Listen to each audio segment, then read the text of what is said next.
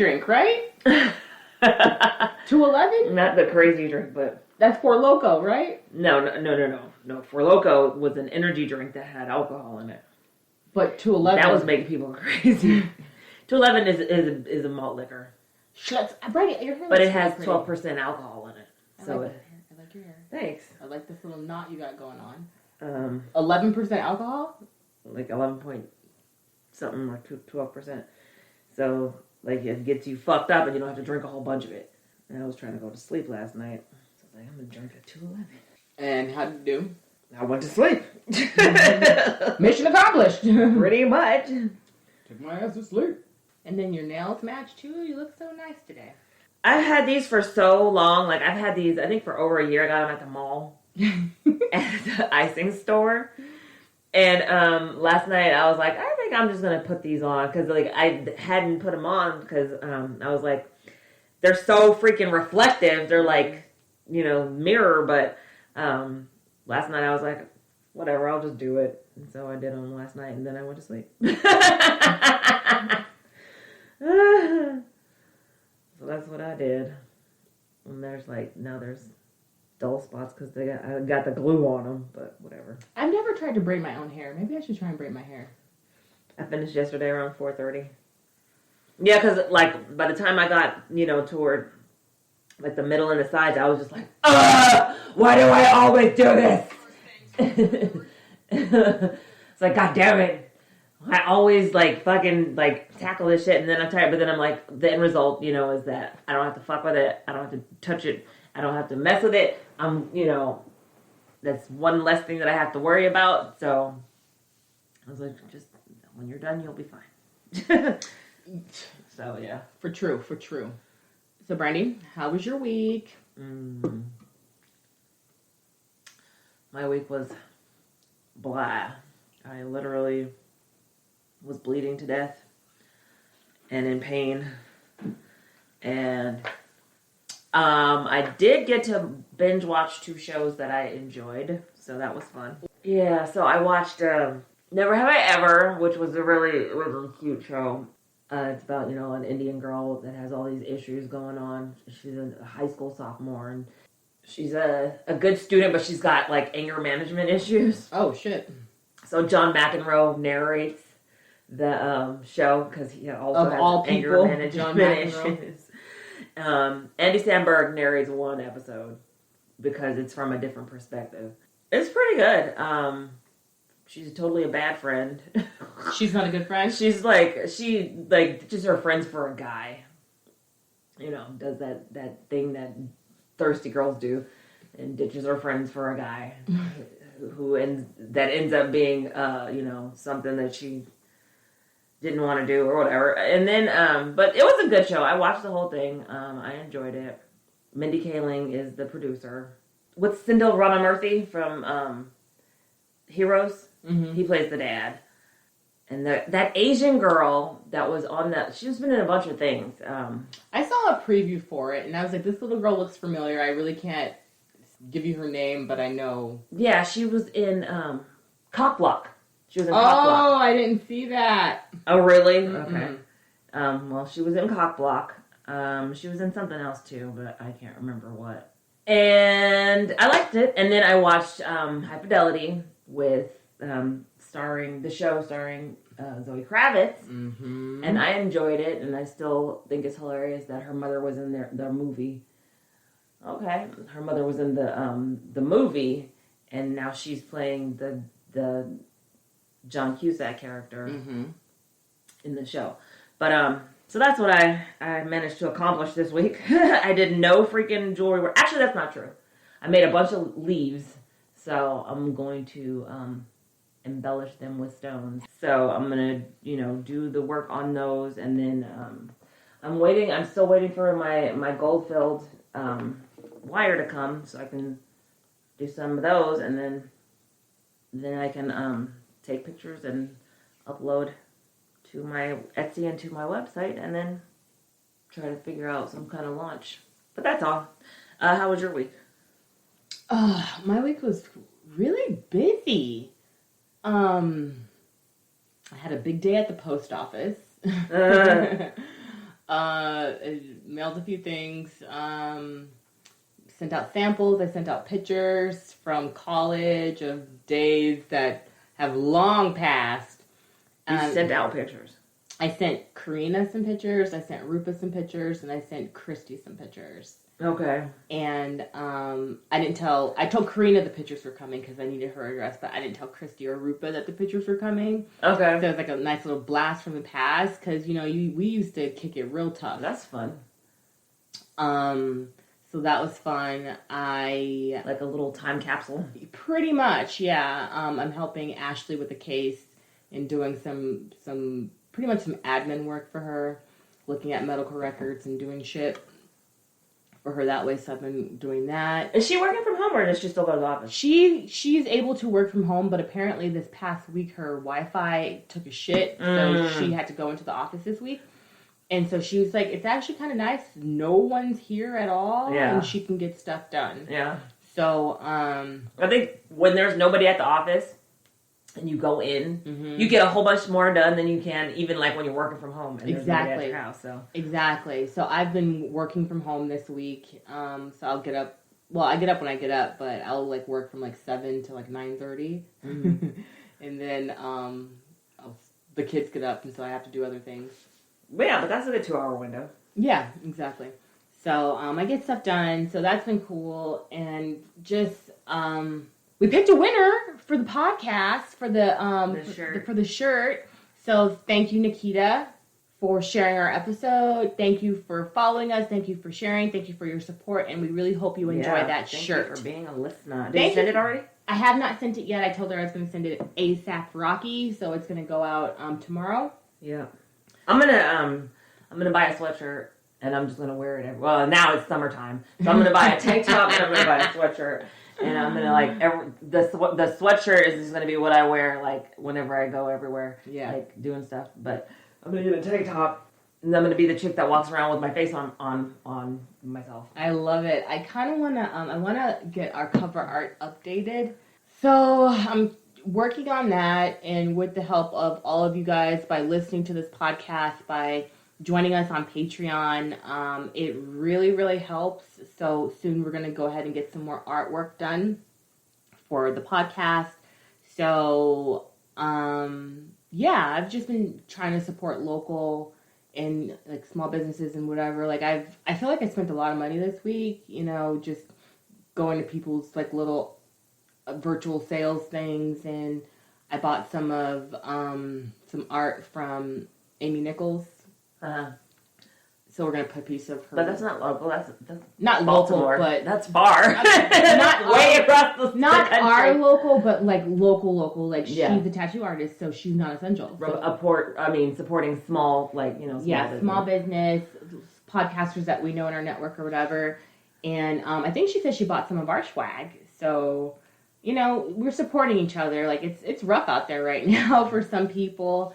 So the little that I can help to, support them, that's what I'm trying to do.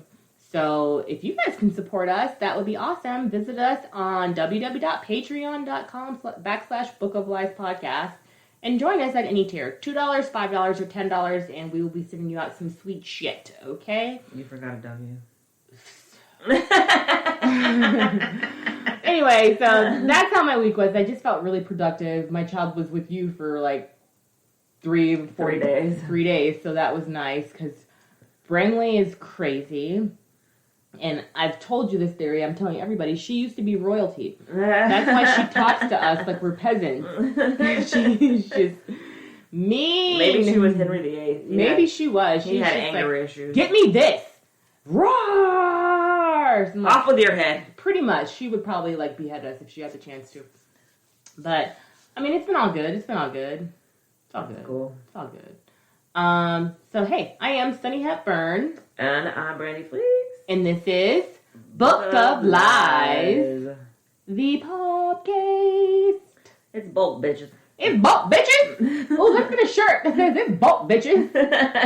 I'll make that. And then some asshole fucking sees it and is like, oh my god, bulk. That's the new word for the next 6 months. And then fucking fetch. people are that is so fetch. It's so walking around saying bulb and don't even know what the fuck it means. You better put some respect on my name.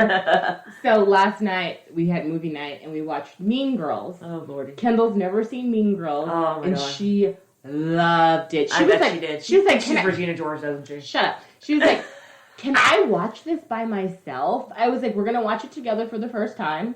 And she was asking me a lot of questions. About, she was like, what's a skank? Or like, what's a whore? I was like, a girl that kisses all the boys. Well, okay. And she that was slut shame. There's this part where Karen, because her name is Karen, she's like, I have a fifth sense. And Kendall's like, fifth, 5 cents? I was like, we all have 5 senses. She means a 6th sense. She's like, she said 5 senses. She thought it was so funny. And then after the movie was over, she's like, can we watch it again? I was like, I am not watching Mean Girls again. But you can watch it. Go ahead. I was like, go ahead and watch it. It's fine. So that was a good time watching it. But yeah, Regina George is a crazy bitch. That is so fetch. They're going to bring Bulp in like fetch. Gretchen Wieners. My father, the inventor of the toaster strudel. Oh, let me make a recommendation for you guys. Check out Nerdy Bitches podcast, and they just recently did an episode on Mean Girls, because April was Mean Girl Month. Oh. So they did an episode on Mean Girls. They did Carrie. Did they do Heathers? They did Heather. Yes. And they did and they did Clueless. Okay. So they're a good time. They've been at it for a really long time, and we love the Nerdy Bitches. So check them out. Shout out, sisters. Visit us online. Connect with us if you want on social. We're on Twitter at Book of Lies Pod. We're on Facebook and Instagram at Book of Lies Podcast. And we do have a group on Facebook. So feel free to join that bad boy. And Brandi, would you like to know what we're talking about today? Yeah, tell me. What are we talking about? This has frustrated me. The whole subject of these things. Researching this topic. Let me just pour my beer today. I'm having a Modelo Especial. Why did you buy Modelo? Jamal likes Modelo.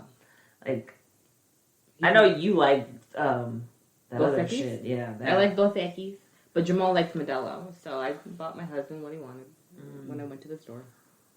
Okay. I don't mind Modelo, but a piece of the fucking gold foil fell in my bottle, and I poured it in here so I wouldn't drink it in there, but now it's just staring at me. Well, you're not, I mean, if it gets in your mouth, you know, you don't have to swallow it.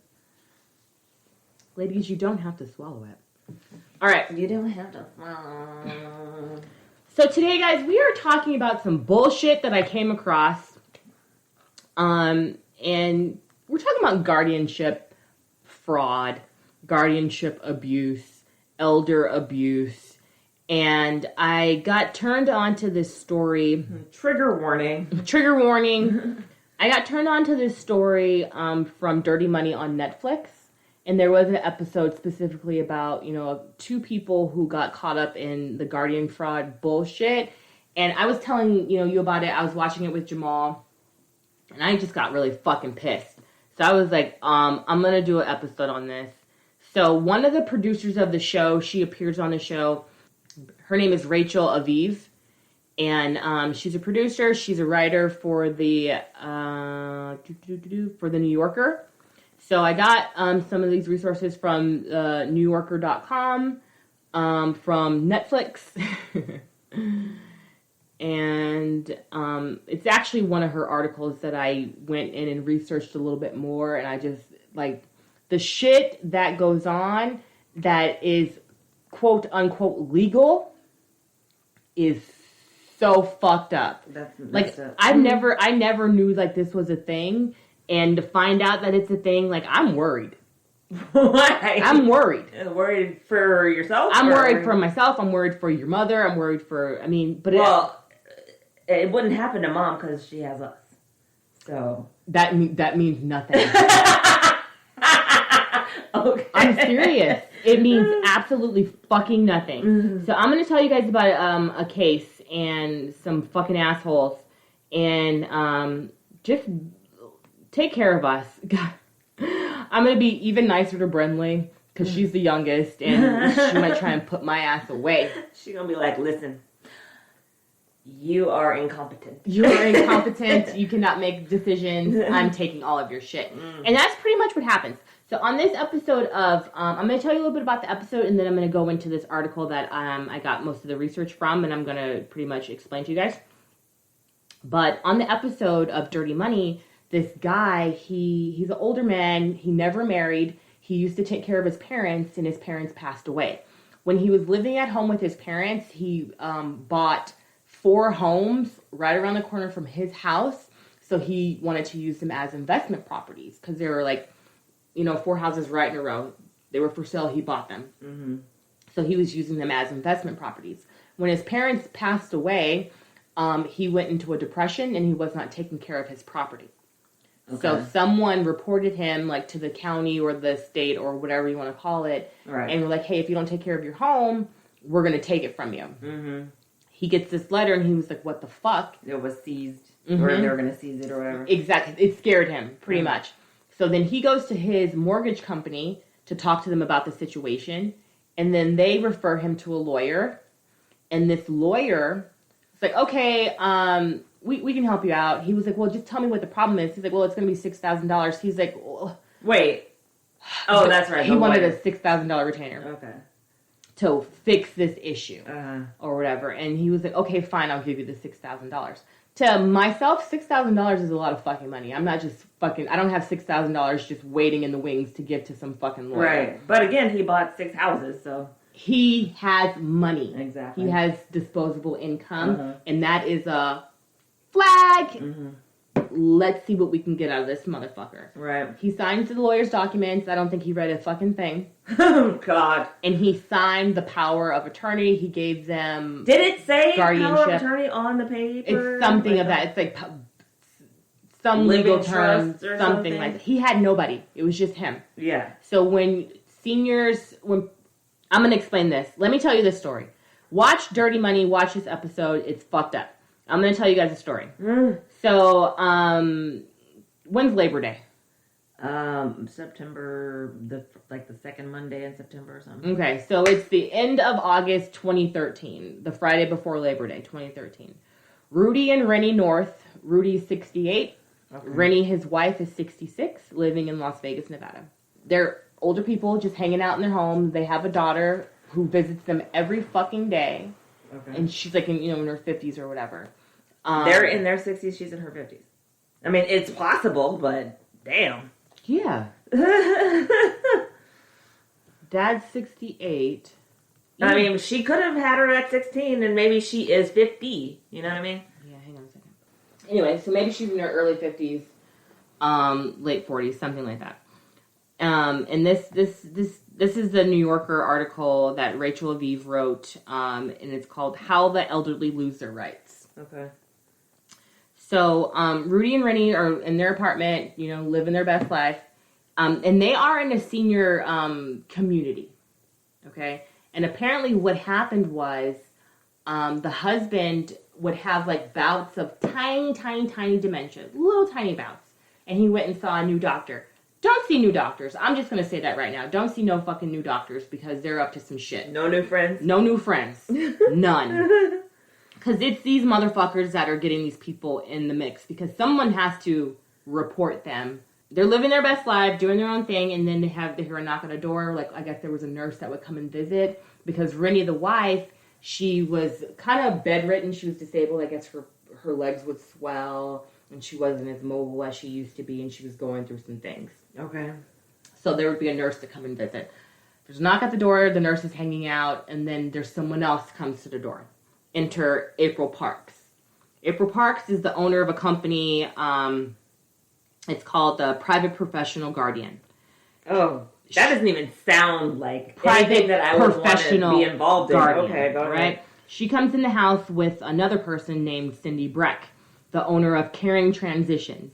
And it's a company that relocates seniors and sells their belongings at estate sales. Oh, Jesus. That's why all these fucking estate sales are going on. Well, that's not necessarily the reason the estate sales are going on. But I'm saying, the shit goes down. Yeah, okay. So, they walk into the home and they're like, hey, so you guys are going to come with us? You're no longer able to take care of each other or yourselves. and I am now your guardian, and get your shit, we're leaving. Okay. The fuck? I have so many questions. The fuck? Who are you? I'm not going anywhere with you. And they came deep. So it was her and like 3 other people. April and 3 other people. Cindy being one of them and 2 other folks. Okay. And they just come into their home like, you can't take care of yourself. I've got a court order. You're coming with us. Right. What? And, you know, they're older and they're just like, excuse me. And they're like, I have a court order. If you do not come with us, you're going to jail. It sounds... What? It sounds very scary. It sounds sketchy as fuck. It's sketchy as fuck. So you're like, excuse me. And they don't... Okay. They get them out of the house. They get them to go with them. While they're like packing up and leaving, fucking Cindy and April are going through their things. April and the bitch. They're going through their things. April and the bitch. April and Cindy. They go through their things. They grab important documents like birth certificates. They see some valuables, and they might snatch them up too. And they notify nobody. They don't find out like if there's any family around. Nothing. They just take them and they're gone. So they're counting on maybe possibly these people have kids that don't give a shit about them. Yes. Or yes. Don't have kids. Or, yes. Yeah. You know, distant family members that won't know they're missing. Exactly. So enter the North's daughter. Her name is Julie Belshie. She visits her parents every day. She lives 10 minutes away.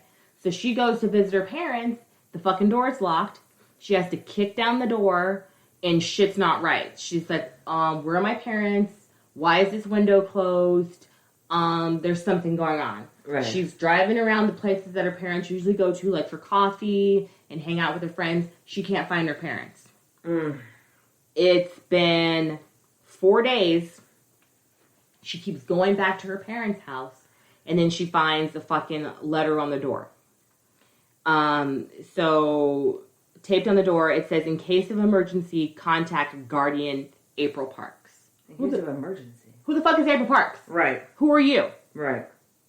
So she gets the phone number, she calls her, and she tells her that her parents have been taken to Lakeview Terrace, an assisted living facility in Boulder City, which is 9 miles from the Arizona border, which is like... It's another fucking state, right? They're still in Nevada, because this is all happening in Nevada. Okay, I did say Las Vegas, Nevada. Yeah. So this is all happening in Nevada. Okay, I thought Boulder City sounds like Colorado. It does sound like Colorado, but it's 40 miles away from Las Vegas, apparently. So, your parents are here at Boulder City. Don't worry. The staff is going to take care of all their needs. No.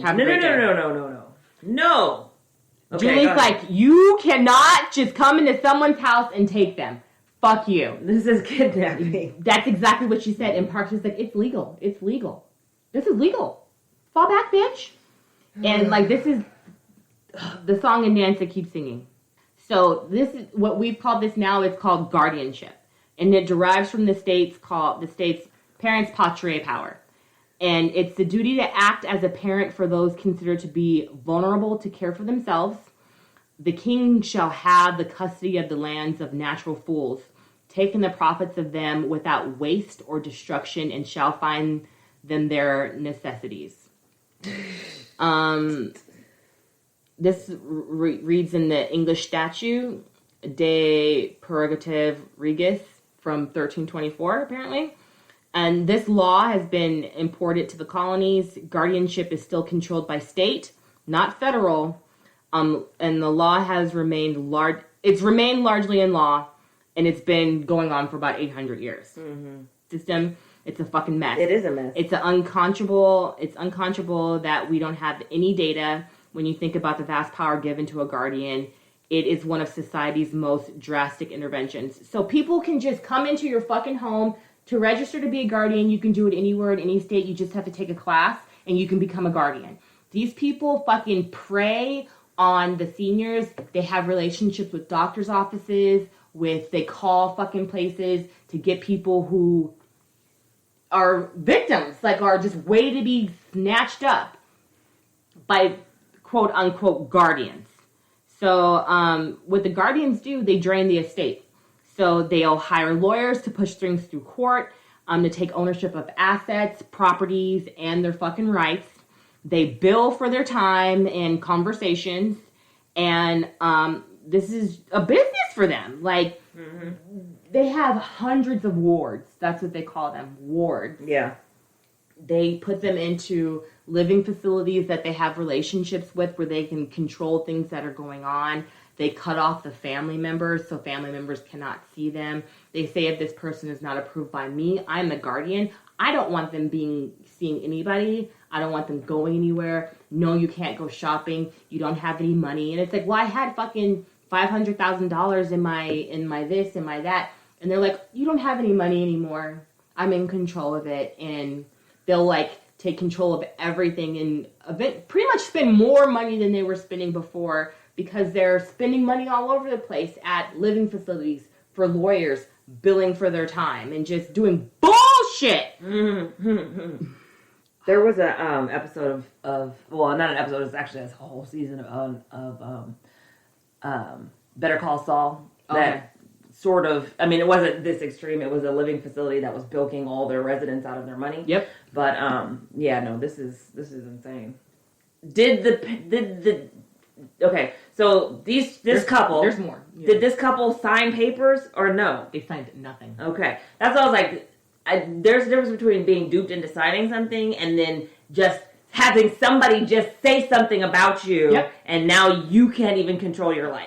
That's not okay. That's exactly what happened. So, anyway, we're gonna keep talking about this bitch. April Parks is her fucking name. Is she in jail? April Parks is her name. So they get them out of the home or whatever, and then the daughter eventually finds them, and they limit like her visitation and stuff. And she's like, "They're my fucking parents," and they're like, "You can't take care of them. You have your own kids.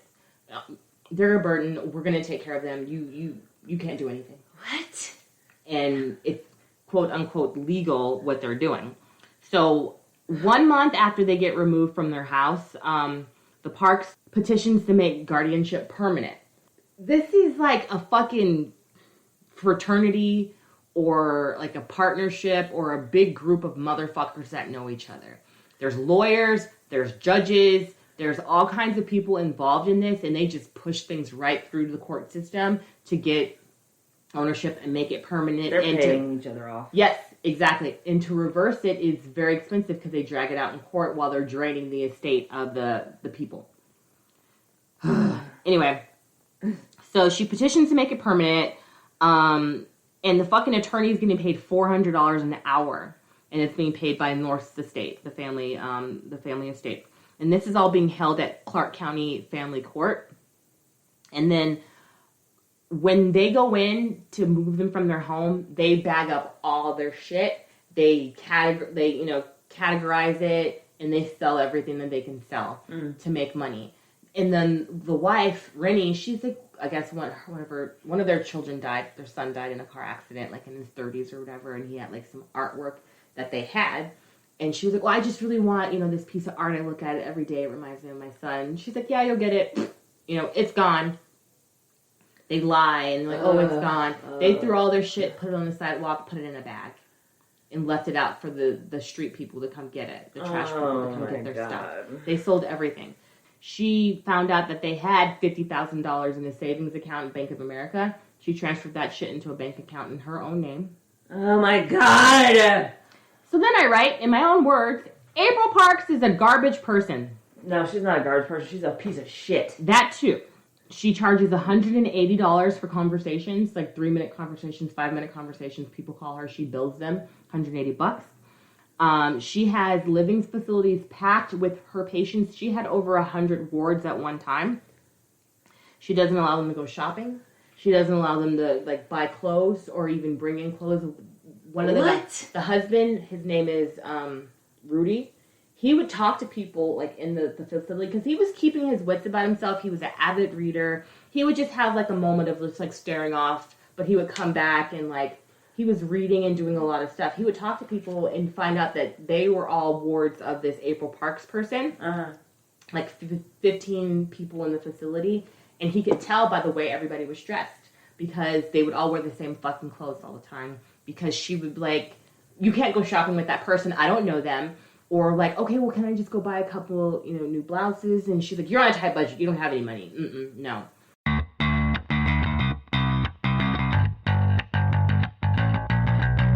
Hey, this is Liz. Hey, this is Heather. And we are Nerdy Bitches Podcast. A show where two geeky ladies podcast their way through pop culture. From movies and TV to our regular book club and everything in between, we bring you our favorite fandoms with a feminine eye.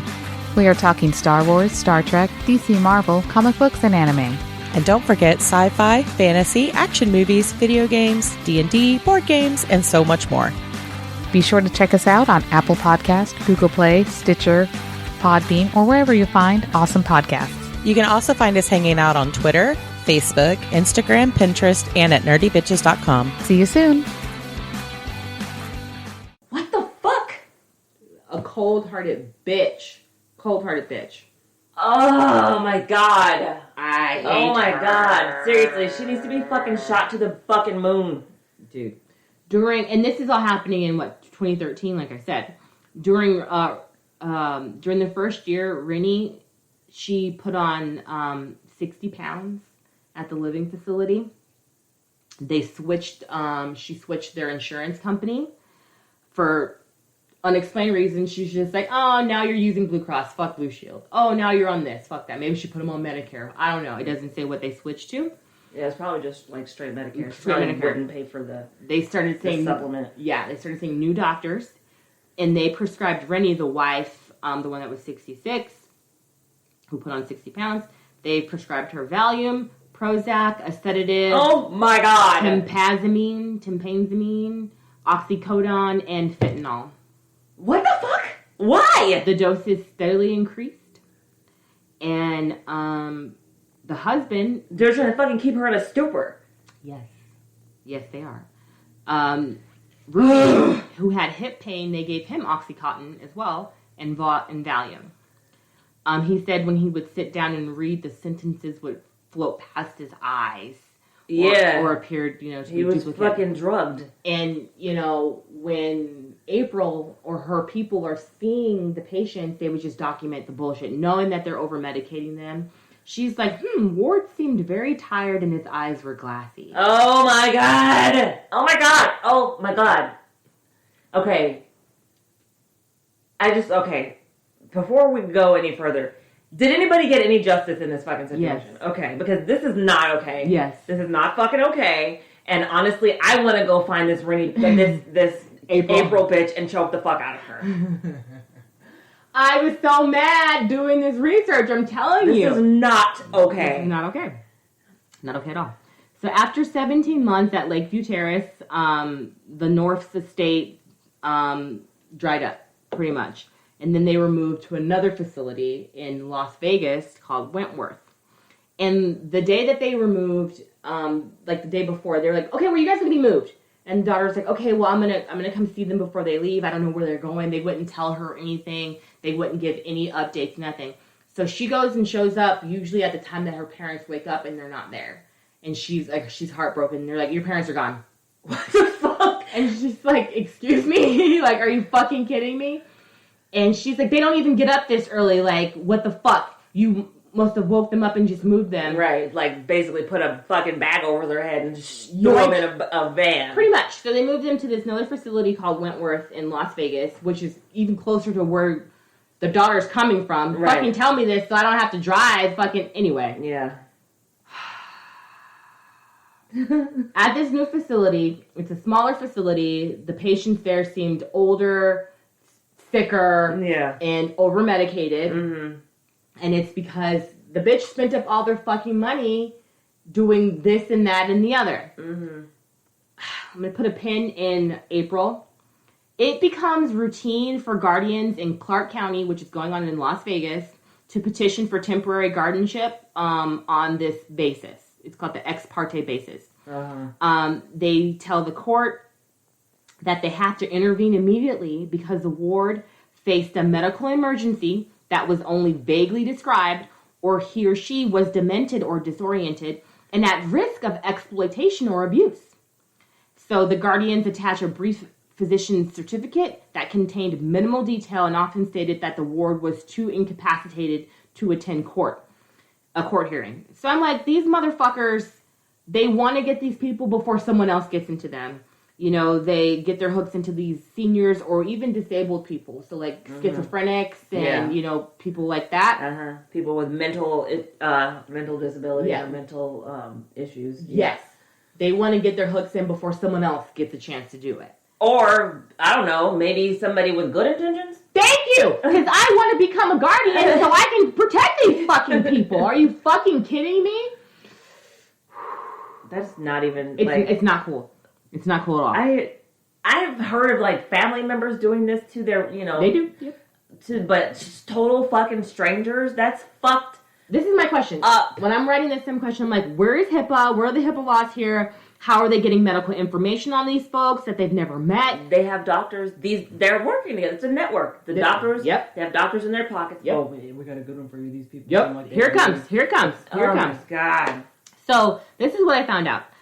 Sometimes when a hospital or a rehab facility needs to free up a bed, or when the patient is not paying his bills, some doctors get sloppy, and they will sign anything.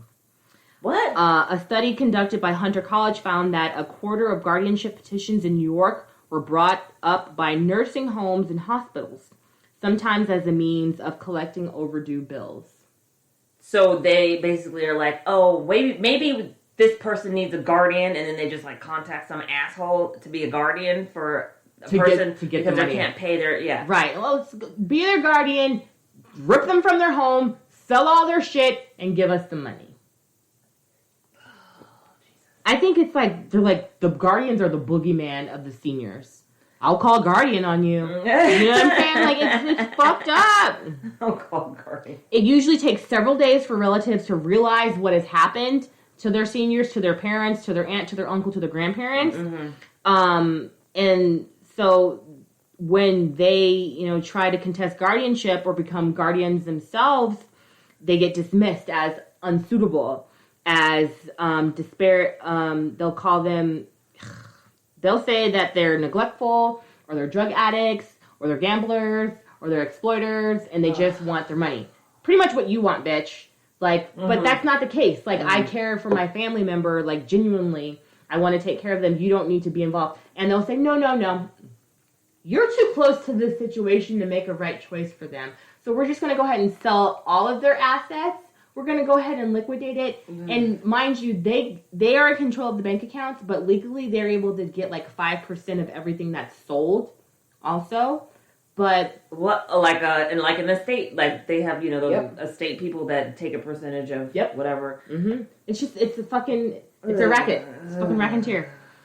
And it's racketeer. It's fucking lies. So here's the story.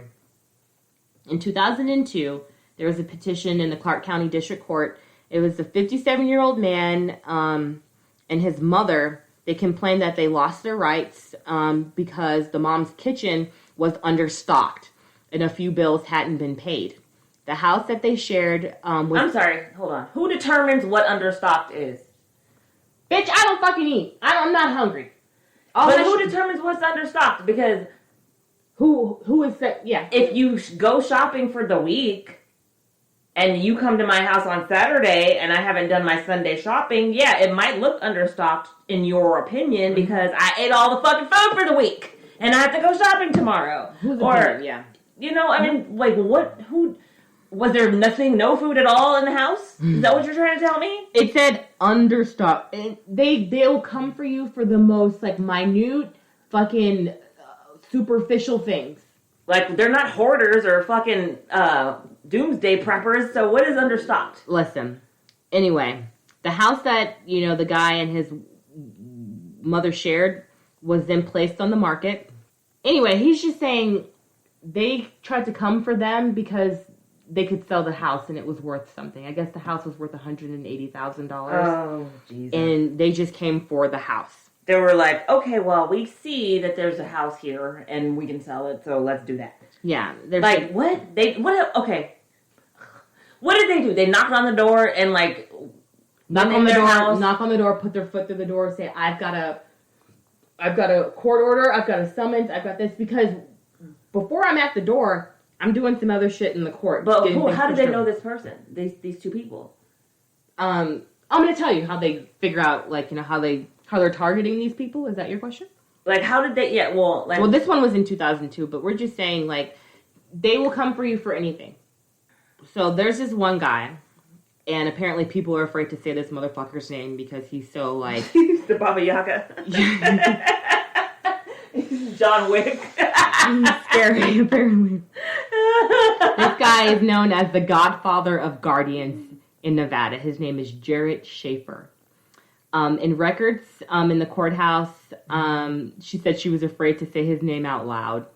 Because he would come? Yeah, because he's the fucking boogeyman. Okay, goddamn candy He has man. a 35-year career, and he had assumed control of more than 3,000 wards in his state. Assassinated. And trained a generation of guardians. In 1979, he became the county's public administrator, handling the estates of people who had no relatives in Nevada, as well as the public guardians serving wards with no family members or private guardians were available. In 2003, he left the government and founded his own private guardianship fiduciary business. Fiduciary? Yeah. This guy is a fucking asshole. Is he still alive? He's still alive. Still alive. We should take a trip to Vegas. This article was written in October of 2017. Oh, okay. By the way. Hopefully somebody's done something about him since then. Well, we're going to talk about him. So one of the cases that he oversaw, this guy's an asshole. Concetta Mormon, a wealthy woman who owned Montessori school, became Schaefer's ward because she had aphasia. Schaefer sold the school mid-year. Even though students were enrolled, at a hearing after the sale, Mormon's daughter, Victoria Cloter, constantly spoke out of turn in court. The judge at the time, Robert Lewick, ordered that she'd be handcuffed and placed in a holding cell while the hearing continued. 2 hours later, when Coulter? I don't know. I can't. Coulter was allowed to return for the conclusion, the judge told her that she had 30 days in which to vacate her mother's house. If she didn't leave, she would be evicted and her belongings would be taken to Goodwill. What? Oh, God. Okay. Schaefer used to brag about his political connections, saying that I wrote the laws. What a fucking... In 1995, he persuaded the Nevada Senate Committee on Government Affairs to write a bill that allowed the county to receive interest on money that the public guardian invested. That is what I want you to put in the statute, and I will tell you that you will get a rousing hand from a couple of judges who practice our probate, he said. At another hearing, he asked the committee to write an amendment permitting public guardians to take control of people's property in 5 days without a court order. This is the straight bullshit.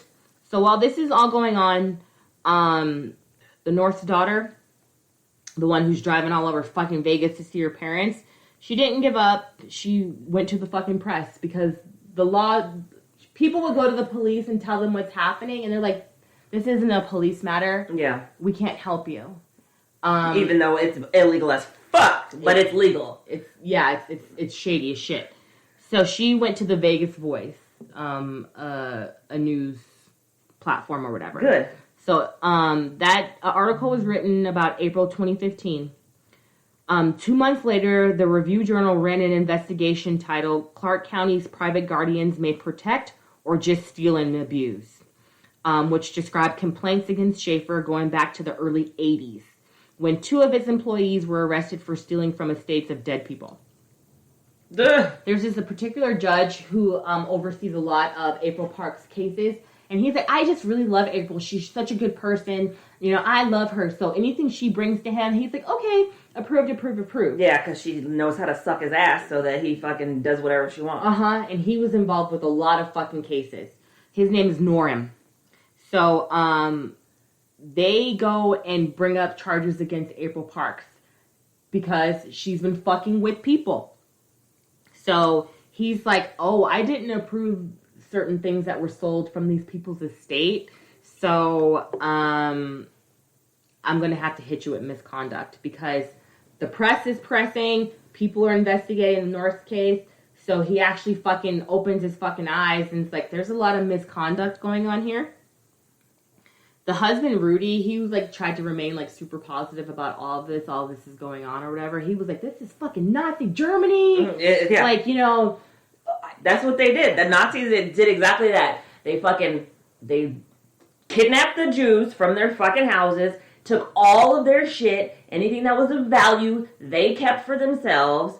Anything that wasn't, they fucking just gave away, burned, sold, whatever. Like, I can't. Okay, go ahead. After the hearing, she gets indicted. April Parks gets indicted. Good. She, like, texted her husband. She's like, I'm finished. She's married? Yeah. Bitch. So, fuck you! March of 2016, the Parks and, well, not the Parks. Why do I keep calling her the Parks? Parks and her lawyers, along with her office manager and her husband, were indicted for perjury and theft, among other charges. The indictment was narrowly focused on their double billings and their sloppy accounting. But in a detailed summary of the investigation, led by Jacqueline O'Malley, so Jacqueline O'Malley found out that there was a collusion of hospital social workers and medical staff who profited from the connection to Parks. At Parks' grand jury trial, her assistant testified that she and Parks went to hospitals and attorneys' offices for the purpose of building relationships to generate more client leads. Parks secured a contract with 6 medical facilities whose staff agreed to refer patients to her, an arrangement that benefited the facilities. Since Parks controlled the decisions of a large pool of their potential consumers, Parks often gave doctors blank certificates and told them exactly what to write in order for their patients to become her wards. Bitch. She's a fucking whore. I said, this bitch is finally getting what she has coming to her. But, I mean, she would get these tips from fucking social workers about seniors who had lots of assets. There was this one person that came across. So what were they getting out of it? What was she giving them? She was paying them, of course, but what was the monetary value of these people's lives? They're probably getting like a little stipend, but then it's like, well, I'm going to go ahead and refer 10 of my wards to your facility, $6,000 each for them to be there and keep this motherfucker afloat. She found out that there was this woman who was worth like $800,000. She called multiple living facilities to find out what this woman was, to wiggle her way into her life to become the fucking ward. For the woman to be her ward. She's a bitch. What? She was like, she was targeting, I mean, obviously she was targeting high value people. Yep. But how did she even find out about this lady? Like, they the go newspapers they go to different doctors' offices. They talk. They may say, "Oh, my husband left me this or this, that." Oh, yeah. You know, don't never talk about how much money you have, how much money you make, how much money you could potentially have. Yep. Because that puts a target on your fucking back. That's what happened to the Norths, and I'm going to tell you how it happened. Jeez. And it's funny because you see it all the time. Like, people are like, "Oh yeah, my husband recently died. I'm going to receive such and such from, from blah, blah, blah." Yeah. Nobody is your fucking friend. We sold our business and now we have this much money. Yep. Or, God damn it. Stop talking about your money. Stop talking about it because, listen, people want your shit. And when you're old and you don't have anybody, or they may pay a doctor to sign some shit to say that you are not competent, they will come for you, and it's legal. It would be funny if, like, all these people that were targeting, like, were saying they had all this money, but they didn't. Like, how people... This is what happened. Okay. So, but the shit that happens, this guardianship abuse is prevalent in places like Palm Beach, Sarasota, retirement. Naples, yeah, Albuquerque, San Antonio. Where people fucking go to retire. Yeah, so... I want to retire in someplace sunny! And then fucking, you're fucked. You're fucked. So, Parks gets indicted, and she spent up all of the North's money in fees, on hourly wages for her assistants, her lawyers, and various contractors she hired, as well as on their monthly bills, which doubled under her guardianship. The daughter guesses that Parks, or whichever doctor or social worker referred her to the North, had assumed that her parents were wealthier than they actually were. They assumed. Yeah, okay. the father of Rudy often talked vaguely about deals he had made in China. He exaggerates so he won't feel emasculated, the daughter says. Oh, he wasn't such a big businessman, but he was a great dad. Aww. So he would just, you know... He would just say stuff that wasn't true and then put a fucking target on his back and his wife's back. Yes. Because that's like those people that go and they withdraw like a bunch of money out of the ATM and then some fucking asshole, you know, standing there watching the ATM from a distance and they see all this money come out of the ATM. They think the person that they're robbing has all this money. They basically rob them and then they take them back to the ATM for more money and then there's nothing because they just took out all their money. And then they're pissed off and they end up shooting them. Yeah. It's fucked up. And since this happened, they, like, you know, changed some laws. Good. But not enough laws. Not enough laws because this happens so often. Guardianship and becoming a guardian is very easy to do, and it's a fucking racket. It's a racket based on referrals. It's a racket based on relationships. And it's a money-making scheme for people to take ownership of your items and sell it and fucking lock your ass away and over-medicate you. They make sure that you never show up to court. Like Rudy, while he was in the nicer place, the Lakeview Terrace, he was like, don't take those fucking pills. Don't take what they're giving you. You know, they don't want you to be... coherent. Yeah, pretty much. It's so fucked up. April Parks, eat a dick. Eat a fucking They need dick. to put her ass on the tip of a fucking rocket and shoot her to the fucking moon. Well, she got hers in the end. And they were like, after April, she was the first person to ever like get indicted in Las Vegas or Nevada. And they're like, right after this happened to her, then they knew they were coming for that Schaefer guy who had like 3,000. He wouldn't comment or anything to. But he's an attorney, right? He's not an attorney. He like knows government people or whatever. Oh yeah, that's right. He said he had and he sits on the lawmakers in his pocket. Pretty much. So he transferred like his government phone number to his phone, like you know how you can transfer your phone number. I'm sure he gets tips and leads, and I'm sure he funnels them to people. It's bull, guys. It's fucking bullshit, baby. I was so pissed. I was so mad reading this. So mad. And then on the episode of Dirty Money, there's this one other guy who like has a girlfriend. He has a common law wife or whatever, but they're not legally married. Mm-hmm. And somebody like an estranged family member blew the whistle on him, and a family member became his guardian, and she closed down his business. She sold all of his shit, and she was on camera, and she looked like a fucking. Oh, she was just like smiling and looking all shifty. Her eyes, she wouldn't look directly in the camera. She's like, it's for his best interest. Oh, I don't know what you're talking about. I don't know about, like, Brandi, these people are so fucking dirty. These people are so fucking dirty. That's wrong, though, man. And to get out of this, like, it costs a lot of money. It costs a lot of time because they look at it just so, like, words. They're not people. They're like, well, this person. They're money. They're fucking money. That's it. And it sucks because that's what they see. They see these people as money. Meanwhile, they're fucking drugging them, not providing for their fucking needs. If these people have to wear fucking clothes that have holes in them, and rip them out of where they were used to. They just totally rip them out and place them somewhere else. They seclude them. That's abuse. I mean, that's what abusers do. They remove you from any type of support system you have. There it is. They take you from your family, your friends. They isolate you, and they make you feel like crap. Yeah. And they do what they're going to do. And it sucks that these people got sucked into this. I mean, they didn't get sucked into it. They fucking were forced into it unwillingly, unwittingly, because they talked about their fucking money. Don't talk about your money! Don't tell nobody you got money, because they don't come for it. Honestly, like, you don't, oh, well, yeah, we just retired. My husband got a $900,000 severance or, retirement package from his law firm where he was a partner for 30 years. And, oh, we got a good one. And then here they fucking come with their goddamn papers. Yep. Ugh. Yep. It sucks. Don't do it, guys. Don't do it. I like to say that. Okay.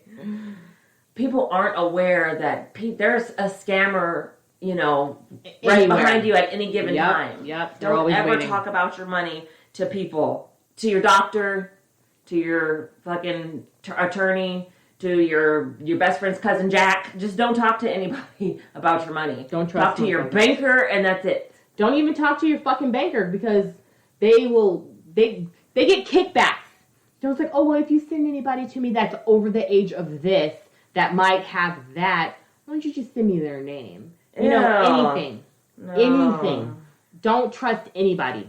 That's fucked up. No new friends. Don't fucking trust nobody. I don't smile at people. It's hard for me to not smile at people. I don't smile at people. I don't fucking smile at people. I remember when I met my baby daddy, my first one. He was like, oh, he said when he first saw me, I looked like a mark. And I was like, excuse me? He was like, because you were smiling. Like, the fuck does that mean? So what? Like you think that you can just like take advantage of me because I was smiling? Pretty much. Motherfucker, you don't know me. I will kick you right in your fucking throat. Listen.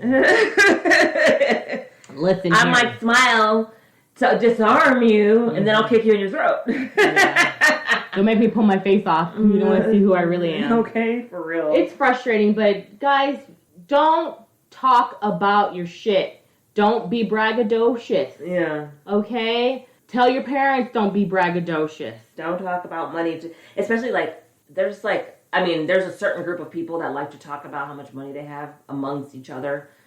People with jobs that make a lot of money, they like to talk about, oh, well, I just closed this deal, or I just made this much money, or like Kenya on, Burris. Yeah, he wants to fucking... Black AF? Yeah. What did you say? Kenya Burris. Barris. I was thinking Candy Burris. I was like, no. Nah. Yeah, Kenya Barris on the show, Black AF, he flaunts his money by his clothes and his cars. Peacocking. But here's what. People who do that, a lot of times don't have money. He's doing it because his is new money.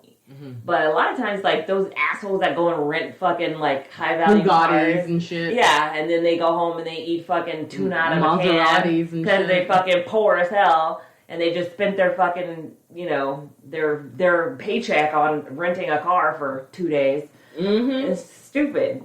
Don't talk about your fucking money. Just don't.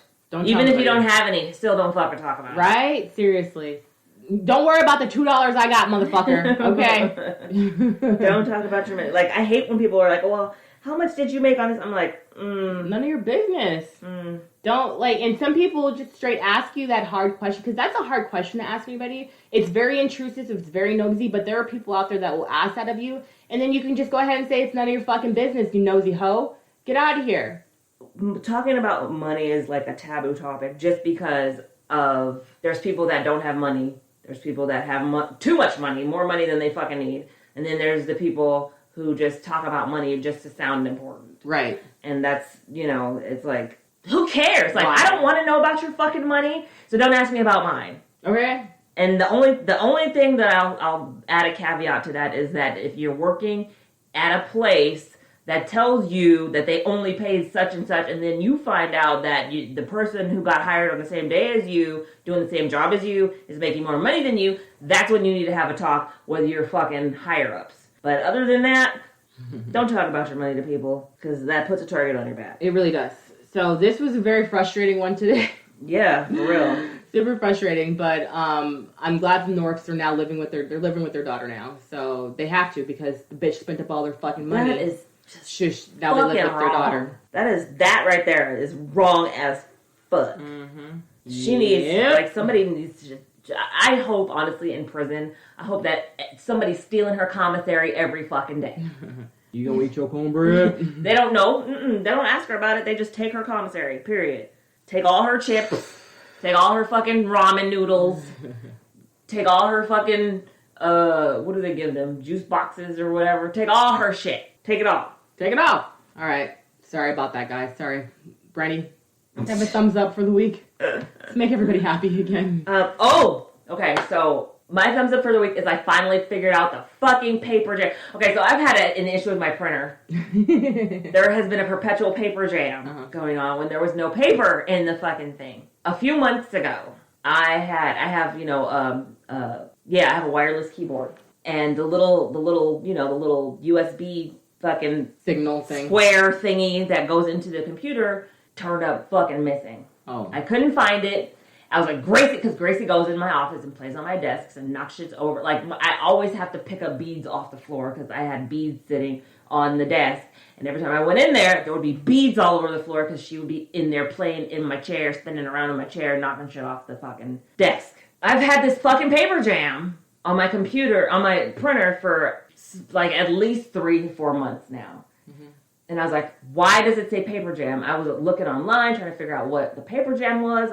Finally, I was like, fuck this. There's nothing here. So I got a 26 gauge wire, some of my Joy wire, and I pushed it through and I ran it back and forth through the fucking the spool trying to figure out what is blocking this paper because there was a little, when the paper would go in, there would be a little indentation of where it was blocked. So I could see where it was coming from. It was the freaking HDMI or the USB thing for my keyboard. That's funny.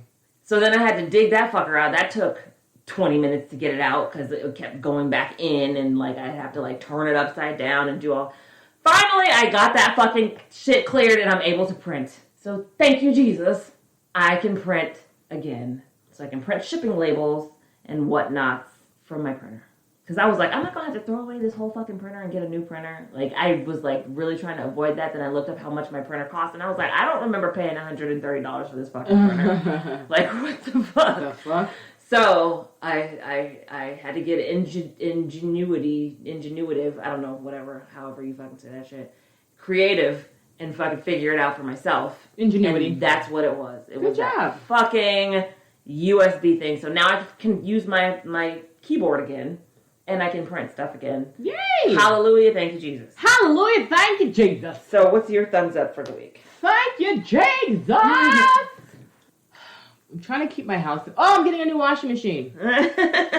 So my washing machine took a shit, and we're getting a new washing machine on Wednesday. So I'm really looking forward to liking to wash clothes again and having clean clothes on the reg. Yeah. So that's exciting.